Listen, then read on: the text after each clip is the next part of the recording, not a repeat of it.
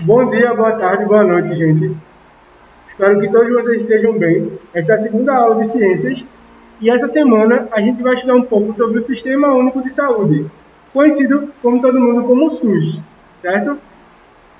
O SUS ele é formado de todas as ações e serviços de saúde prestados por órgãos e instituições públicas federais, certo? Estaduais e municipais, da administração direta e indireta e das fundações mantidas pelo poder público, ou seja, é um órgão que a gente vai chamar de estatal, que tem poder no Estado, tendo influência nos três poderes, federal, municipal e estadual. E a iniciativa privada, ou seja, hospitais privados, eles podem participar de forma direta. Acredito que muitos de vocês já devem ter sido atendidos por hospitais privados que têm um convênio com o SUS. Isso é muito comum pelo Brasil, certo? E o objetivo do SUS é melhorar e ampliar a democratização das ações de serviços de saúde que deixam de ser restritas e passam a ser universais. Da mesma forma, deixam de ser centralizadas e passam a nortear-se para a descentralização. Ou seja, é um sistema de saúde que visa garantir saúde e segurança para todo mundo. Por isso que aí está a palavra democratização. Democratização é você dar poder ao povo, ou seja, você também dar acesso ao povo a meios de saúde, certo? E um pouco da história da saúde pública no Brasil colonial, da época de 1500 a 1822, ele era conhecido como um paraíso terreno. E ele tinha muitas belezas, riquezas da alimentação, pureza das águas e o clima ameno combinavam os olhos do europeu com a saúde dos habitantes do Novo Mundo, certo? Novo Mundo, esse mundo da América do Sul, América Central, certo? Como Estados Unidos, México, etc. E essa perspectiva no Brasil durou até o século XVII, certo? Na colônia portuguesa, que era identificada como inferno, onde os colonizadores brancos e os escravos tinham poucas chances de sobreviverem. Também lembrando que muitas doenças eram trazidas de lugares, certo? Até o Brasil. Em 1808, a chegada da família real em Salvador e a abertura dos portos brasileiros a nações amigas ocorreu e a criação de uma escola de medicina e cirurgia da Bahia, certo? Que foi o primeiro centro de ensino de medicina do Brasil. Em 1822, surgiu algumas epidemias, como varíola, febre amarela e cólera no Brasil. Em 1824, foi-se criada uma nova Constituição de câmaras municipais para assumirem as questões de higiene pública. E em 1829, médicos criaram a Sociedade de Medicina e Cirurgia do Rio de Janeiro. Antigamente, medicina e cirurgia eram cursos distintos. Depois se foi fundir num curso só. E aí, para você ser cirurgião, você precisa fazer uma residência depois que termina a medicina, certo? Em 1834 a 1836, surgiram mais doenças, como a febre tifoide, sarampo e gripe, que a gente vai estudar um pouco cada um ao longo do ano. Em 1846, foi criada a Comissão Central de Saúde Pública, que depois foi transformada na Central de Higiene Pública para o combate à febre amarela específica, certo? Em São Paulo, no chamado Brasil Republicano, em 1889, foi-se criada o Foco na Febre Amarela em São Paulo. E o Brasil era muito conhecido mundialmente como túmulo dos estrangeiros. Por quê? A febre amarela aqui estava muito forte. E as pessoas que vinham, que chegavam aqui, morriam. E muitos corpos também eram trazidos, certo? E em 1892 foi criado o Laboratório de Bacteriologia, que estuda bactérias, aonde se iniciou a produção de soro antiofídico. Essa palavra antiofídico, sempre quando vocês virem a palavra ofídico, em Harry Potter, por exemplo, existe a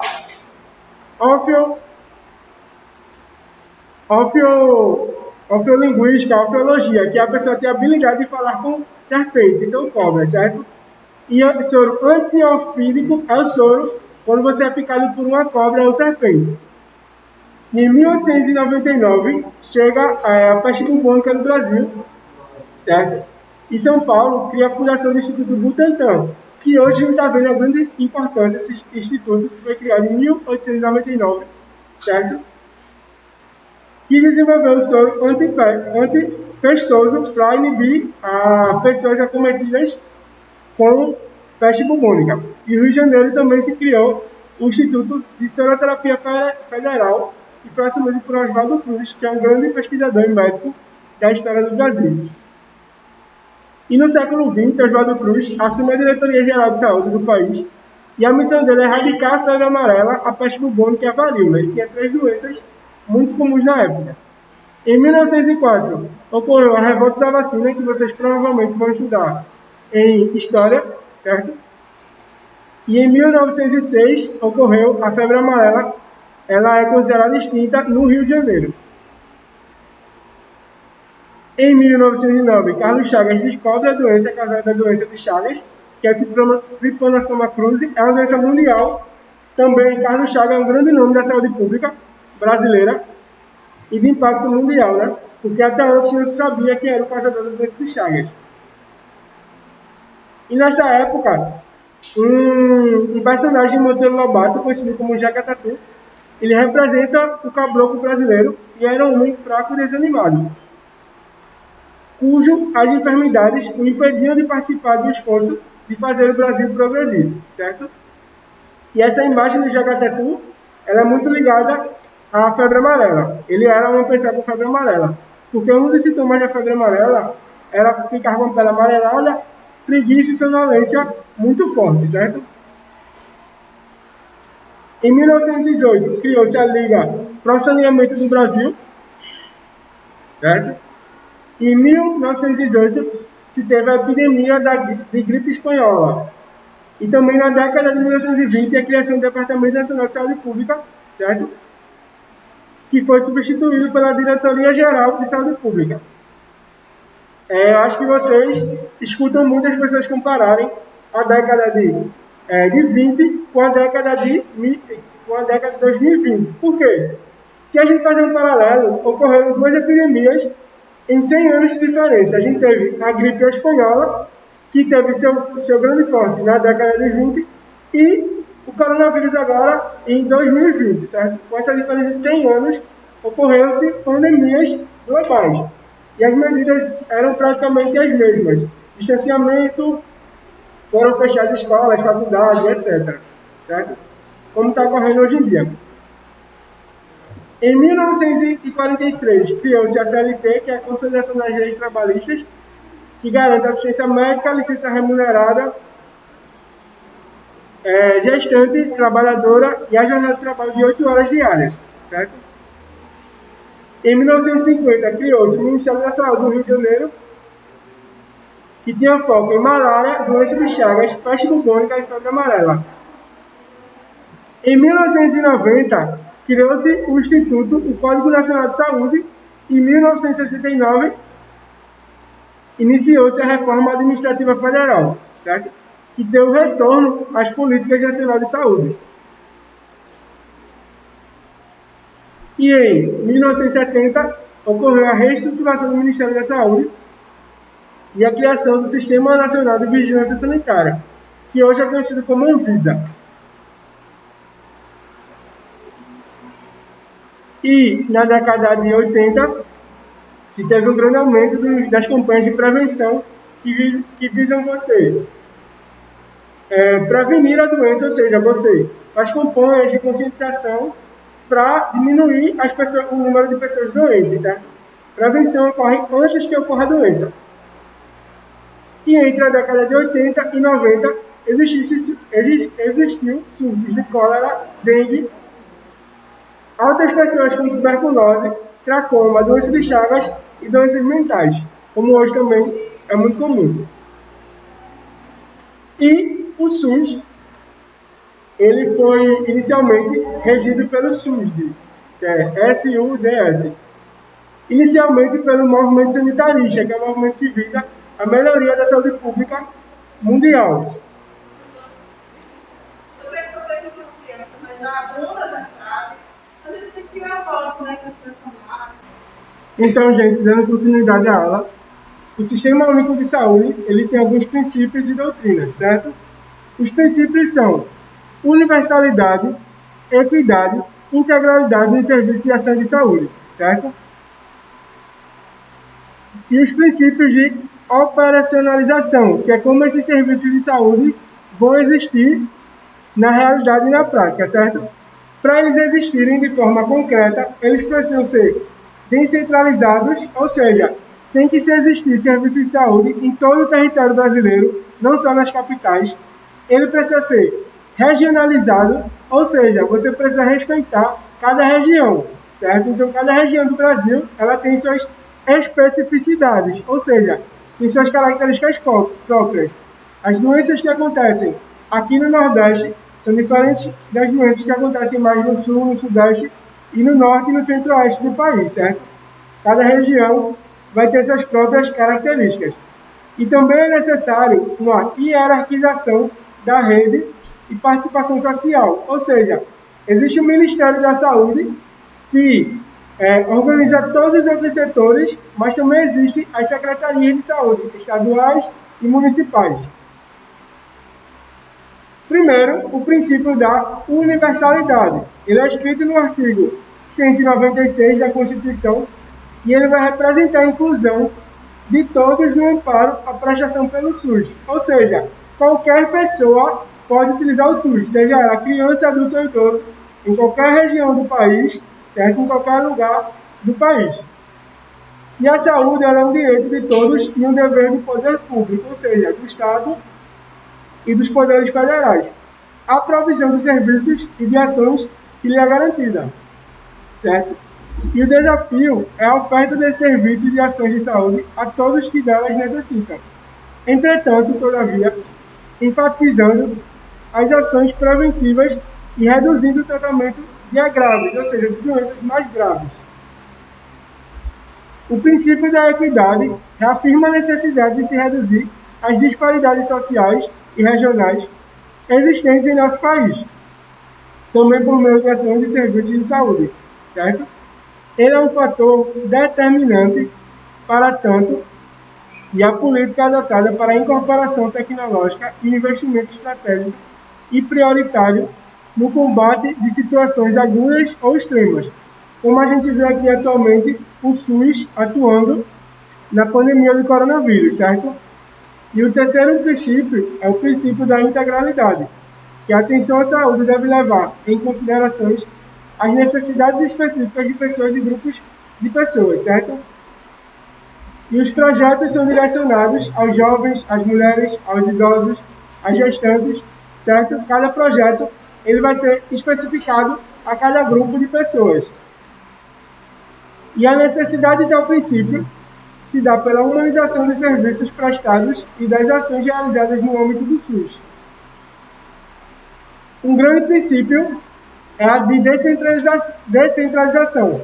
O município, enquanto ente federal mais próximo da realidade da população, ganha atribuição fundamental, certo? Bem como os recursos para tanto de responsabilizar pelo melhor pela política de saúde para a população local, certo? E os princípios de regionalização e hierarquização da rede, das ações e dos serviços de saúde.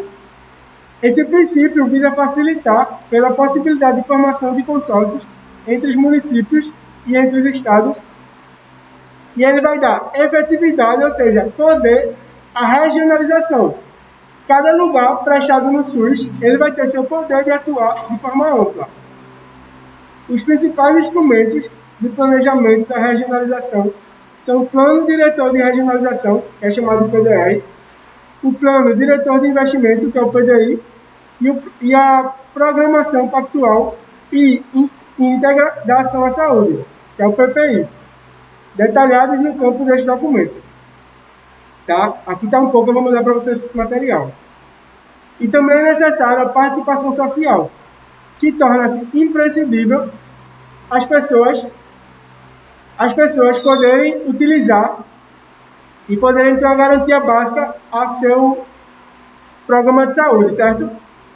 Dessa forma, a existência e o funcionamento de conselhos de saúde nos 3 níveis de governo, municipal, estadual e federal, passam a ser obrigatórios, visando garantir a participação social nas políticas de saúde, tanto em sua formulação como em sua execução.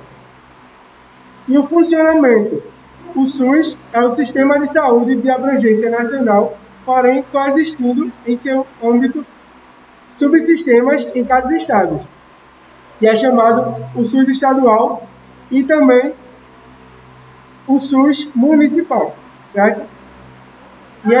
E esses subsistemas municipais não precisam ser propriedade da prefeitura nem ter sede no território do município. Suas ações podem ser desenvolvidas pelas unidades estatais ou privadas.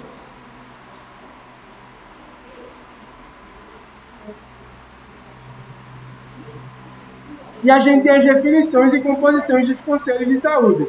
A gente tem o Conselho Municipal de Saúde, o Conselho Estadual de Saúde e o Conselho Nacional de Saúde, certo? O Conselho de Saúde é um órgão ou instância colegiada, ou seja, ele existe de caráter permanente, deliberativo, que existe muita conversa em cada esfera do governo, integrante da estrutura básica da Secretaria ou Departamento de Saúde dos estados e municípios. E a composição vai dar pela organização e competências fixadas em lei, certo? E o número de componentes em cada conselho varia de 10 a 20 membros. E a representação total: 50% dos usuários, indicados somente por suas entidades, 25% dos trabalhadores de saúde e 25% dos prestadores de serviços públicos e privados. E não é permitido remuneração para os conselheiros, é um trabalho voluntário, certo? E o Conselho Nacional de Saúde, ele foi criado em 1937 e somente em 1990, após a criação do SUS, ganhou o papel que é desenvolvido hoje. Existe também os instrumentos de planejamento do SUS. O Plano de Saúde e Programação Anual e o PPI, eles se juntam e eles vão expressar as políticas de saúde que o SUS precisa existir, configurando instrumentos de trabalho baseados no modelo de gestão e no modelo de atenção básica à saúde, nos recursos específicos ou estratégicos do seu financiamento, certo? Existe também a responsabilidade. A responsabilidade pelos serviços e ações de saúde é do poder público, mas sem eximir o dever da sociedade para a sua promoção e proteção. Como a gente vê hoje nessa pandemia, certo? O governo ele tenta ajudar, mas é necessário a população se conscientizar e se informar das coisas para poder facilitar o trabalho do SUS. Existe a responsabilidade dos municípios, que é dos níveis de habilitação com os níveis diferentes de prerrogativas e de responsabilidade. A gestão plena da atenção básica e a gestão plena do sistema municipal, certo?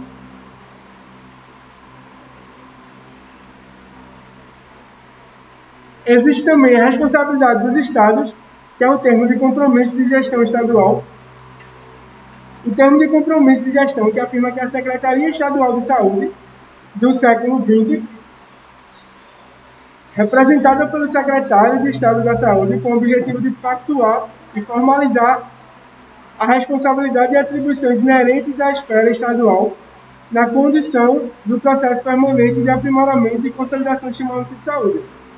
E as principais funções são promover as condições de incentivar o poder municipal para que assuma a gestão de atenção à saúde de seus municípios e sempre na perspectiva de atenção integral. Também é necessário assumir em caráter transitório a gestão de atenção à saúde daquelas populações pertencentes a municípios que ainda não tornaram para si essa responsabilidade, certo?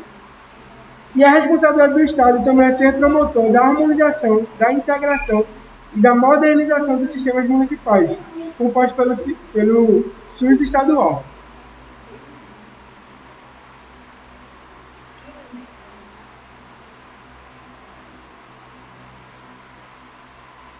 Existe também o sistema de apoio logísticos e da atuação estratégica, certo? É necessário ter uma informação informatizada financiamento, programa de acompanhamento do controle e avaliação, apropriação de custos e avaliação econômica, desenvolvimento de recursos humanos, desenvolvimento e apropriação de ciência e tecnologia, comunicação social e educação em saúde, certo? E a responsabilidade da União, ou seja, quando a gente fala de União, a gente está falando em âmbito federal ou nacional, certo? É função do gestor federal exercer a gestão da saúde no âmbito nacional, promover as condições e incentivar o gestor estadual com vistas ao desenvolvimento dos sistemas municipais. Também é responsabilidade da União fomentar a harmonização, a integração e a modernização dos sistemas estaduais com o Distrito Nacional, certo? E também é importante exercer as funções de normalização e de coordenação no que se refere à gestão nacional da saúde. Também existe o sistema de apoio logístico e da atuação estratégica. Também é importante destacar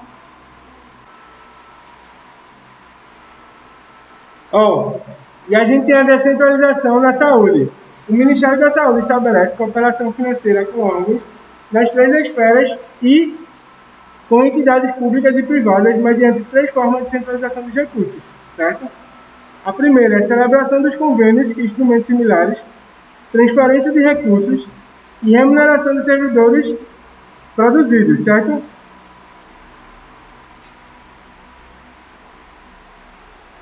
Existe o PAB, que é o Piso de Atenção Básica, que foi implementado em 1998 e é composto de uma parte física e de outra parte variável, certo? A física é calculada em função do número de habitantes dos respectivos municípios, segundo o IBGE, é destinada às ações e aos serviços básicos da saúde. E a variável é formada por um conjunto de programas que requer habilitação específica e corresponde a incentivos financeiros para o desenvolvimento de diversos programas. Saúde da família, farmácia básica, etc. Existe também a transparência do SUS, que é o Projeto Brasil Transparência, que soma-se à Lei Complementar 101 de 2000 e é conhecida como Lei de Responsabilidade Fiscal, e tem como objetivo garantir visibilidade social às políticas e aos gastos públicos. Existe a Secretaria Municipal de Saúde e a Diretoria de Vigilância em Saúde, certo? A Diretoria de Vigilância em Saúde tem uma missão que é as ações de identificação e controle dos agravos à saúde da população goianense, por exemplo. E as metas é integrar as ações de vigilância epidemiológica. Epidemiológica significa a quantidade de doenças, que doenças acontecem naquele local, certo? De saúde ambiental e sanitária. E também descentralizar as ações de vigilância em saúde para o nível distrital. E, por último, fortalecer as ações de vigilância em saúde na atenção básica, certo?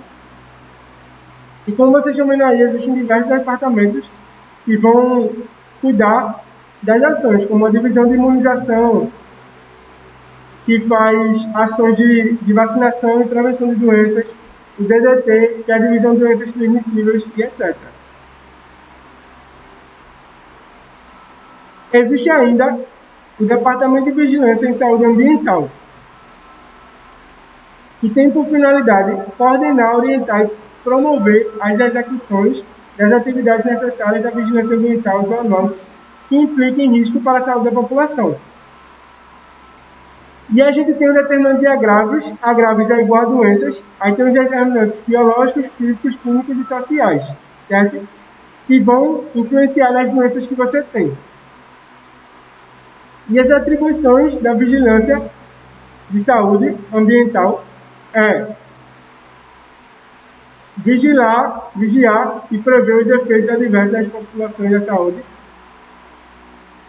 vigilância dos poluentes e contaminantes no meio ambiente, vigilância dos fatores de risco, vigilância dos efeitos das inter-relações do homem, agentes infecciosos, artrópodes e animais peçonhentos, vigilância da contaminantes na água, solo e ar, controle de animais errantes, que são animais soltos, por aí, como muitos locais têm cachorros, e alojamento e manutenção de animais recolhidos, certo?